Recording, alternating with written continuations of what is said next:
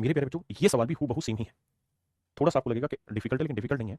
मतलब उसी तरह का क्वेश्चन है, सवाल बढ़िया नहीं पल्ले पड़ेगा छोड़ देना, 14-15 साल को छोड़ देना, अगली क्लास तक फिर समझ में आ जाएगा। पहले पढ़िए आराम से, फिर आगे बात करें।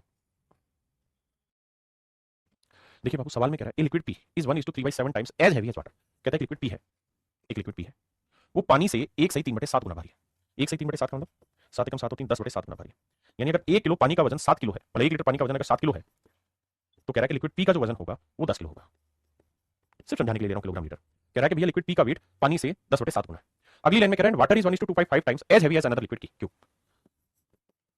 और कहता है कि जो पानी है वो एक और लिक्विड क्यू से 7/5 गुना भारी है। कह रहा है एक और लिक्विड है क्यू, एक और लिक्विड है क्यू जो पानी से 7/5 गुना भारी है। यानी अगर लिक्विड क्यू का वजन 5 होगा तो पानी का वेट होगा 7, 5 किलोग्राम पर लीटर। आपने कहा जी हाँ ठीक है।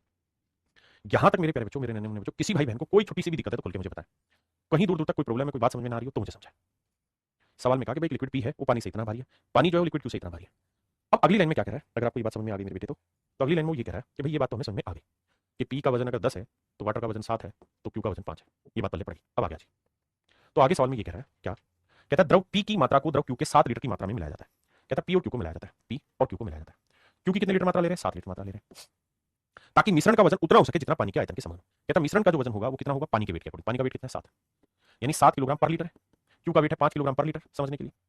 और पी का वेट है मेरे बच्चे 10 किलोग्राम पर लीटर। बिल्कुल ठीक है। कह रहा है जी इन दोनों को मिला रहे हैं, तो कह रहा है बताओ मात्रा क्या होगी, यानी पी लिक्विड की मात्रा क्या होगी, इस सवाल ने पूछा है। The amount of liquid P that must be added to 7 litre of liquid Q. कहता है इसकी अगर 7 लीटर मात्रा लेनी है तो इसकी कितनी मात्रा लेनी होगी, ध्यान से सोचिएगा मेरे बाबू। करिए क्या, 10 में से 7 क्या, कितना बचा 3, और 7 में से 5 क्या 2। यानी इसका मतलब हमें मिलाना होगा किस अनुपात में, 2:3 में। यानी यहाँ से 3 यूनिट मात्रा लेंगे तो यहाँ से 2 यूनिट लेंगे, जबकि एक्चुअल में 3 यूनिट मात्रा रिप्रेजेंट कर रहा है किसे, 7 लीटर को। बिल्कुल, तो 1 यूनिट की वैल्यू 7/3, तो हमें किसकी वैल्यू चाहिए, 2 यूनिट की, तो 2 यूनिट की वैल्यू लेते हैं।